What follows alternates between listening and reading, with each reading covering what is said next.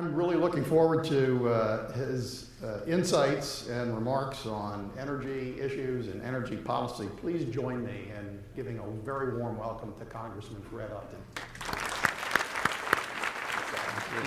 Thank you. Well, thank you. It's a delight to be here. It really is. And I've got a few pages of remarks, and I'm going to take some questions. The House is in session, so at some point before the hour, I will be out of here voting. But I'm delighted to be here. This is certainly an exciting public policy issue across the country about our energy abundance. And let me begin just by saying a little bit about my MO as chairman of the Energy and Commerce Committee. I did get started, as Adam said, way back in the Reagan administration. And how I operate my committee is a lot from what I learned from the former president. It doesn't matter who gets the credit as long as the job gets done. And our committee, we have every good idea is welcome. The better we do is how we work together. And to quote John Dingell about the jurisdiction of our committee, we have jurisdiction over the world. There is not a lot that we don't have. And we've had a great deal of bipartisan success to show for it. In the last Congress, we had 88 bills that passed our committee, that passed on the House floor. 40 of them were signed into law.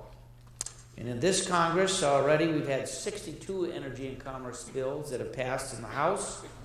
15 have been signed into law, and we're heading now into the home stretch with the last couple of months of a busy session. I would note that all but a few of those bills did not have bipartisan support. Virtually all of them had broad bipartisan support. But it's no secret, too, that we've been disappointed in the House that the Senate has failed to follow our lead. In fact, as of this morning, 294 bills that we passed in the House are stalled in the Senate. And we'll have a couple more that we'll add by the end of the day. But we're going to keep on reaching out, welcoming new ideas, and working to get the job done. And today, I'm going to talk a little bit about how we can get that job done, particularly when it comes to energy. So I'm often asked about American energy policy. Do we have one? Is it time to change? So I'd like to share a little bit about my vision for America's energy policy, and not only today, but what it ought to be tomorrow. First, let's remember our energy past. Perhaps you remember hearing these words, and I quote, "The oil and natural gas we rely on for 75% of our energy is beginning to run out. In spite of increased effort, domestic production has been dropping steadily at about 6% a year. Imports have doubled in the last 5 years. Our nation's independence of economic and political action is becoming increasingly constrained." End quote. Well, that was President Carter, 1977. He predicted that we would lose our nation's economic independence. But earlier this month, as we celebrated America's independence on July 4th, we welcomed the real prospects for energy independence, with news, by some estimates, that the U.S. is now the world's largest oil producer, surpassing both Saudi Arabia and Russia. In fact, we've got more energy than any other nation, according to EIA, and we produced enough energy in 2013 to meet 84% of our country's demand, a remarkable turnaround from 2005, when we hit a low of just 65%. You heard yesterday from my friend and yours, Daniel Yergin, about the vast potential for America's energy production and the resulting economic investment and growth. It's a new era of energy abundance, and we need to build on it for a new era in energy policy. I call it the architecture of abundance. Here's what I mean. We need to construct a whole range of tools to take advantage of what our energy abundance. We need to do better to connect the resources to the people who need them, and we need to do it in a safe and responsible way that protects the environment, and it's about building infrastructure. But it's even about a lot more. Our new energy vision can be understood as 5 distinct but clearly related policy concepts. I like to call them the 5 pillars to construct this new architecture. So what is the first one? It's energy transmission and distribution. It's time to modernize and update our energy distribution infrastructure. It will allow us to keep up with the burgeoning supplies and better connect new sources of energy with all American consumers. We can do it with targeted changes to federal laws that provide certainty, predictability, and fairness. In other words, we'll take politics and obstruction out of siting new energy infrastructure and bring back accountability to pipeline permitting agencies. And we've already started. Let me give you a couple of examples.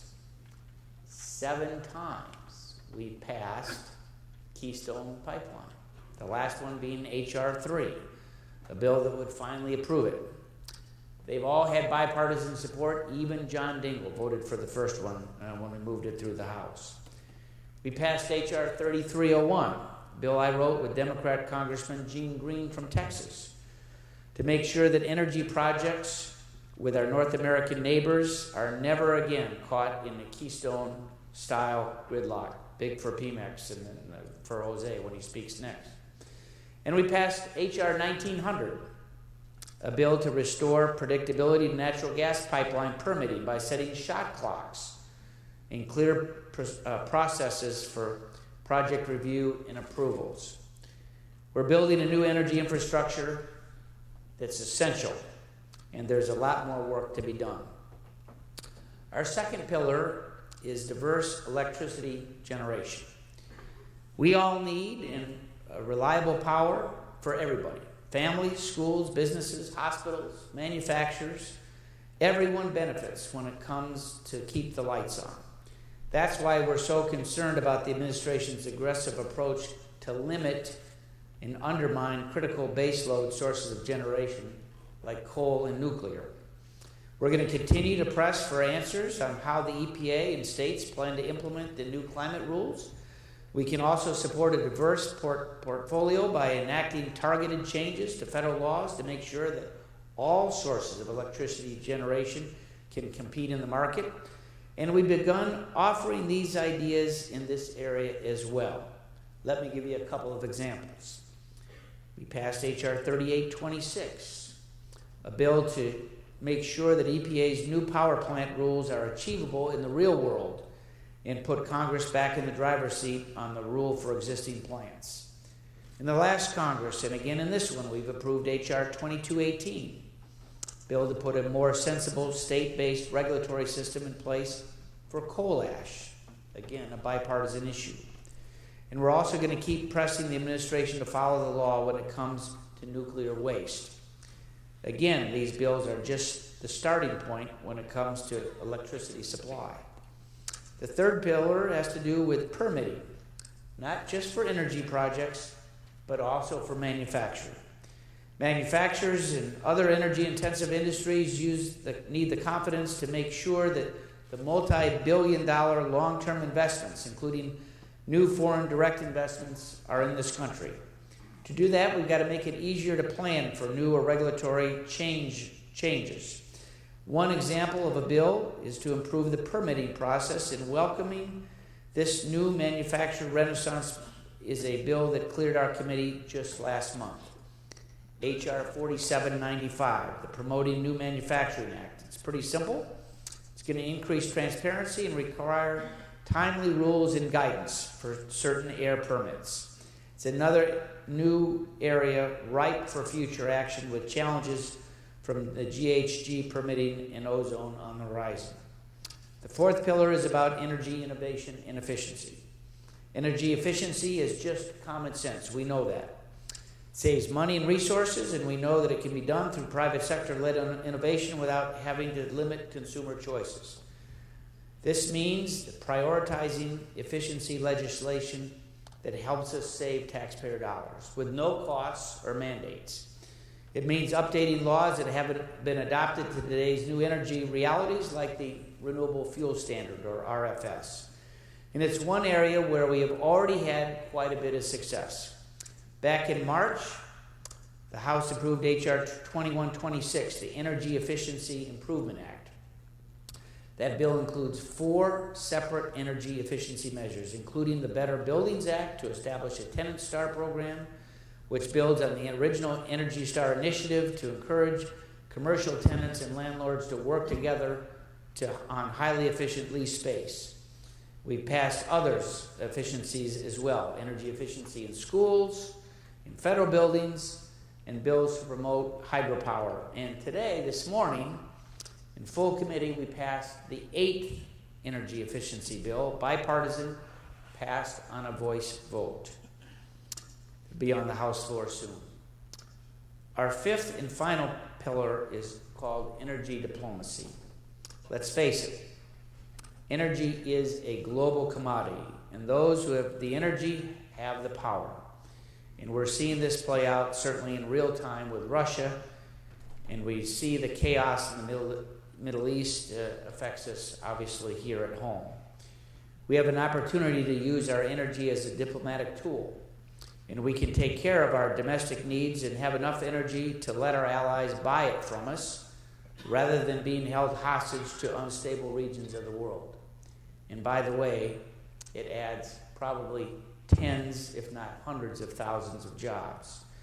It makes sure that our current laws are not creating artificial barriers to the market and conducting oversight to ensure increased exports do no harm to American consumers. So let's look at a couple of examples of how we can use energy as a diplomatic tool. Well, we just passed H.R. 6 last month, a bill that's going to speed up the approval of natural gas export applications at the Department of Energy and improve the process going forward. Bipartisan win, again. More than 24 export bills, or applications rather, are pending at the Department of Energy. Some have been waiting for more than a year, more than 2 years to get approved. And yes, even the Department of Energy says that we have enough natural gas to meet our needs here at home and support our allies around the world. So our work will continue next year as we conduct oversight of oil, coal, nuclear, and renewable technology exports as well.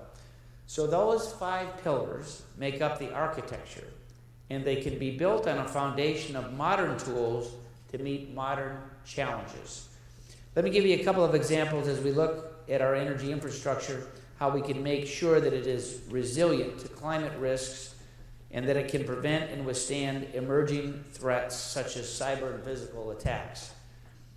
You might have seen a story in today's, in The Hill, a story entitled "Energy Sector on Red Alert After Cyber Attacks on Oil Companies." Hundreds of attacks, as mentioned in the story. The Senate is talking about doing hearings. Why don't they pass a bill? We did last year. The climate is an issue that often comes up when we talk about energy policy, and I agree that it ought to be part of our conversation. One thing that we should all be able to agree on is that storms are becoming more destructive because more people and property stand in the way. We do need an energy infrastructure that is resilient to weather events. What we don't need is a climate policy that will actually hamstring our economy and make energy more expensive, all without actually changing the climate. So what are some of the specific steps that we need to accomplish that?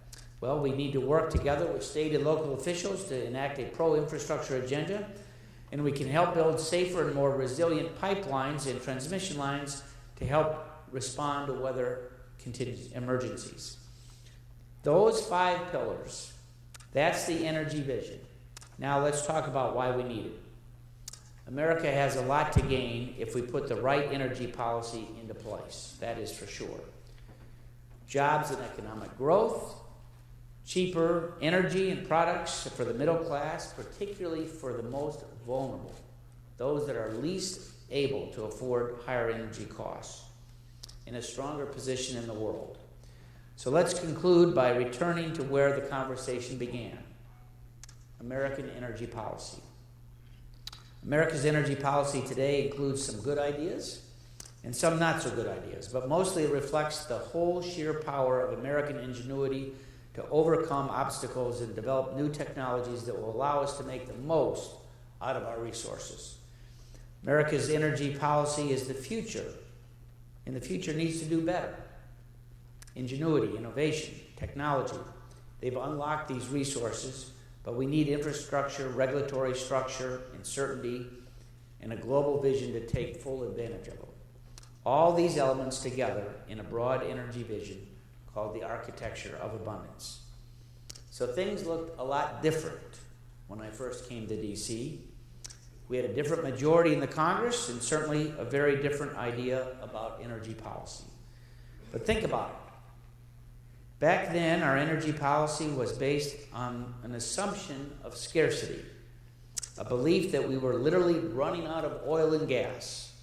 That belief turned out to be wrong. We now can talk about North American energy independence, working with our partners in Mexico and Canada, not reliance on oil sheiks or petro dictators. We have a chance to bring real benefits and security to hardworking Americans across the country. And for as long as I've been here, I also believe that no matter which party was in charge, lawmakers from different backgrounds with different ideas could certainly come together to get things done. And I believe that strongly today.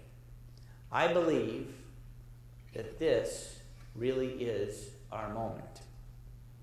I believe that we can and must work together to improve people's lives.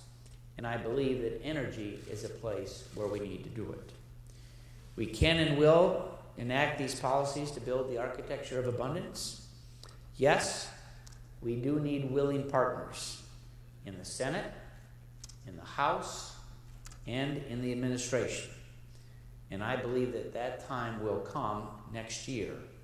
The time will be right to get these policies moving. Because as with the results of the fall elections and the great economic news that are coming from energy-producing states is going to increase awareness of these issues. And I'm convinced that the American people are going to expect us, demand us to act. And if the pundits are right, that Republicans retain the House and flip the Senate, we're going to have an opportunity and a challenge for us to govern. And I'm excited about that opportunity. I really am. And I will continue to work in a bipartisan way to get these initiatives not only passed through the House, but also ultimately enacted into law. And I look for your help. Thank you very much.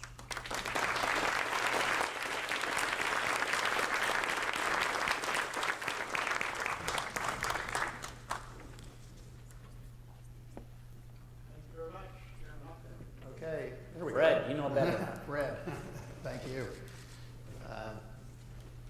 Congressman has said he could stay here for about 10 minutes of questions, so we'll get right into them. I've got the first one. I'm actually reluctant to ask this because it's like getting your report card in front of 800 people. Given the policies that you just outlined here today, what can EIA do to provide you and members of your committee with the right kind of information that you need to make policy decisions? And are we doing okay? What can we do better? You know, Adam, I think you're doing a great job, so you get an A from me, I'll just say that. But let me just say a couple things. Before I became chairman, I was able to chair a couple of the different subcommittees. One of them was, I was the ranking member actually on the Energy and Power Subcommittee. And when I became chairman, and I have a lot of newfound powers here, great staff, that is for sure. But I really thought that the Energy and Power Subcommittee was too strong relative to all the other needs within the committee. And I have two very able subcommittee chairs, John Shimkus and Ed Whitfield. And I split the subcommittee up into two, environment and the economy, as well as energy and power, dividing the duties a little bit between that strong subcommittee. And EIA has played an active role. We've asked you to come testify on a number of times over the last couple of years. And we'll keep the two subcommittees for sure, but we're going to rely on you. We want the facts. That's what this is all about. And the facts will convince our colleagues on both sides of the aisle. And we got some great partners on the other side as well. I got to tell you again, as I mentioned, John Dingell was a supporter of the Keystone Pipeline when the first time it went through, and I know we're going to talk a little bit about pipelines next. And John Dingell and I partnered together to pass the Upton-Dingell Pipeline Safety Bill. And in the last Congress, I want to say only maybe one person voted against it. But we need the facts. Daniel Jurgen has been a good friend. I mean, we need to get information before us and be able to have that Q&A, that dialogue to help steer us into what really makes this country more competitive. And you have a great role, so don't blow it. You just keep up what you've done. All right, you're gonna be asked to continue to participate. Let me tell you. The pressure is on. Yeah. Chairman Upton, what Fred? See, I told him he had to come. He demanded that. What's the best way for the nation to deal with the environmental challenges associated with being the world's largest oil and gas producer? Well, we all want a clean environment. There's no question about that. I grew up on the beaches of Lake Michigan, Midwest. And we want a clean environment. We've done a lot of things for cleaner air and cleaner water. It's something that no one doesn't want. As we look at the whole issue of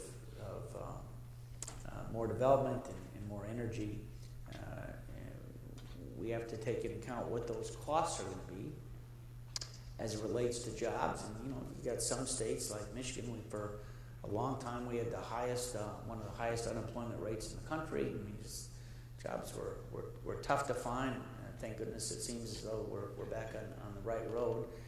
But if we're going to compete with the rest of the world, we've got to have those energy sources. And for us, we're asking some tough questions of the administration as they look at their proposal for the new regs. What are those costs going to do? What happens when you take a nuclear plant offline when it has zero carbon emissions and have to replace it?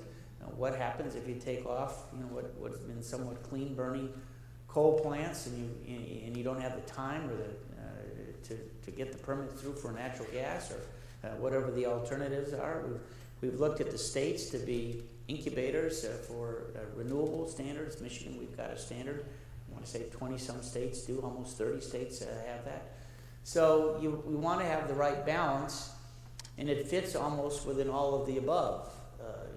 Renewables are certainly part of that, but nuclear power, coal, natural gas, those things, obviously greater efficiencies. One of the real just to extend the question just a little bit, one of the real frustrations that we've had was when Chairman Wyden was the chairman of the Energy Committee. He and I sat down a number of times wanting to do a number of different energy efficiency bills. And we've got some, again, just this morning, another bipartisan one that sailed through committee with little debate, be on the floor at some point soon, I hope. And, it's the 8th one, and the Senate has done 0. I mean, we got to change that. That dysfunction has got to end in the next Congress. Are light bulb standards the wrong way to go with energy efficiency, in your view? We laughed about this earlier. Again, let the marketplace work. That's what this is all about. We had an amendment that was offered last week that still allows for choice on light bulbs. Let people make the choices of what they want to do. We've made some tremendous strides with light bulb standards, not only in terms of energy conservation, but also no mercury, things that we worry about when they go into landfills. I think the marketplace is working just fine. Would you like to make a prediction for us on the fate of the Keystone Pipeline? This is, EIA doesn't do that. No. It is so frustrating not to see this proposal move forward. It's been bipartisan from the get-go. We have, I think that every test has been met. I mean, I can remember when Secretary Hillary Clinton was Secretary of State a number of years ago, and she said all the data will be in for a decision by the end of the year, and that's about 3 or 4 years ago now.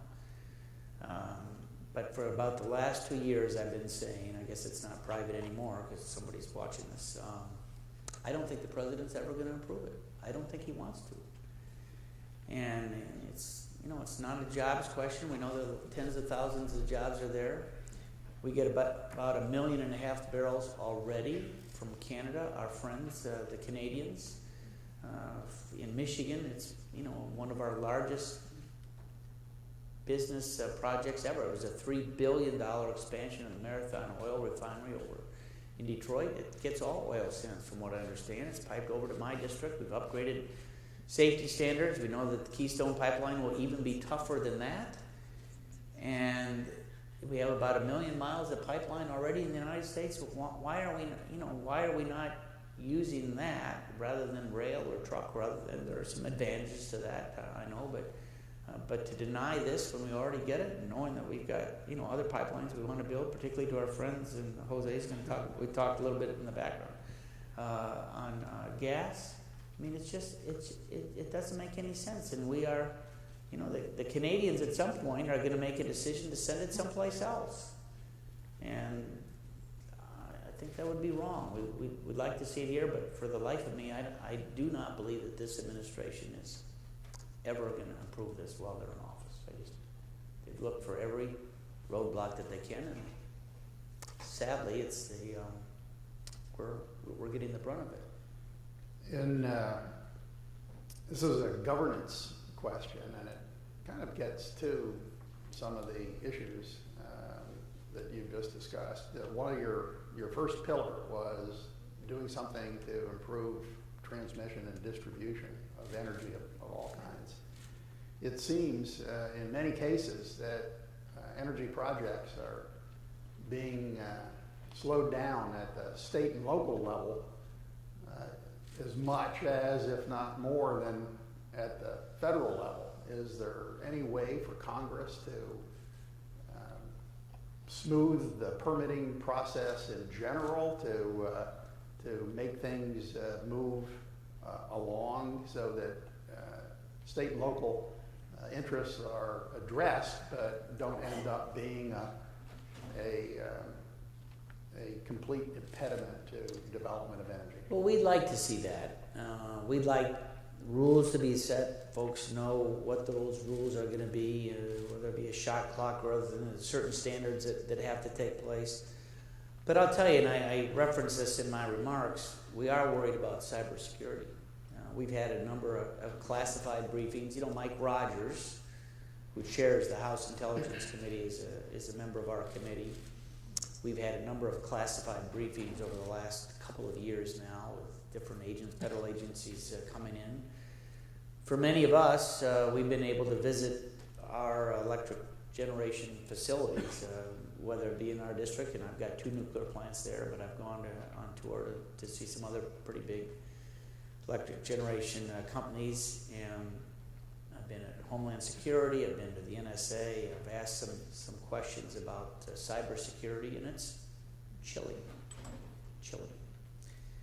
And that's why we passed a bill, last year to be able to share information so that when you see these attacks coming in, again, I've seen those boards, that they can immediately share it and get some help, immediate help. Been a focus of a number of different groups. American Enterprise Institute has hosted a world forum each and every year, and this is a pretty hot topic about, again, the success of the House in passing bipartisan legislation, the failure of the Senate to address it, to get it done. But at some point, the Hill article today referenced that we had been lucky. I'd say that that's right. They're going to keep trying, and we need to upscale our efforts to block that type of thing. And I would like to think that the Senate, that this will be something that they could do again on a bipartisan basis. But that also plays right into our reliance on electricity. We had a major storm come through Michigan week of the 4th of July. Power was out for 3-4 days for a lot of people.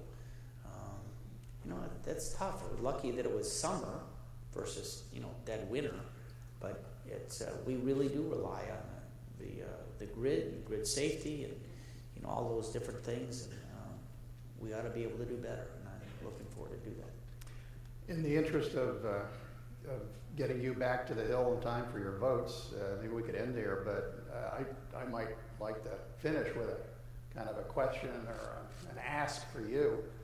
You just brought up the storms in Michigan. I know that last winter was a very tough one for Michigan, and propane supplies and the cold weather in general.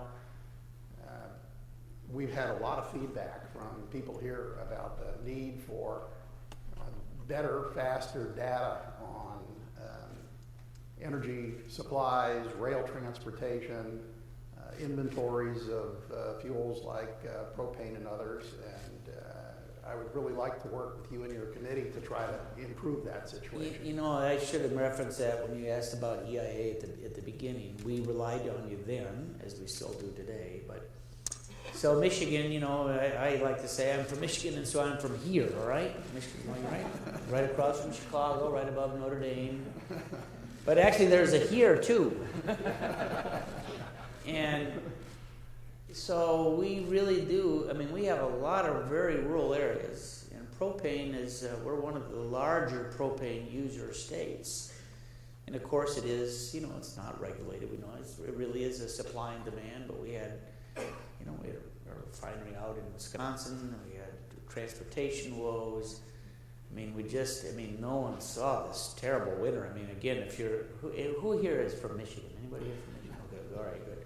We had, I'm not kidding, you all know this, my Michiganders, we had ice on Lake Superior for 7 months.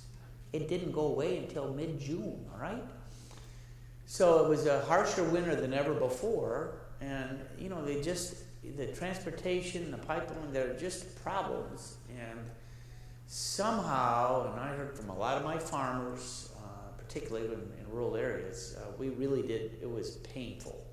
Economically very painful, and somehow we have to have a better way to figure those, you know, bumps. It was more than a bump, real valleys out quicker than we did before. And so, you know, maybe we can learn from the lessons from this last year, more information sharing, but also, you know, again, improving the infrastructure, storage, a whole number of different things. We work even with, you know, Bill Schuster, who's the chairman of the Transportation Committee, on, you know, can we work on getting more hours on truckers' time so that we could deliver by truck, because that was part of the shortage. But, you know, at the end of the day, we weathered it, but it was tough. You know, we had a lot of screams from home. Well, we're going to try to help. Please join me in thanking Congressman Fred Upton. Thank you. Adam, thank you. Thank you.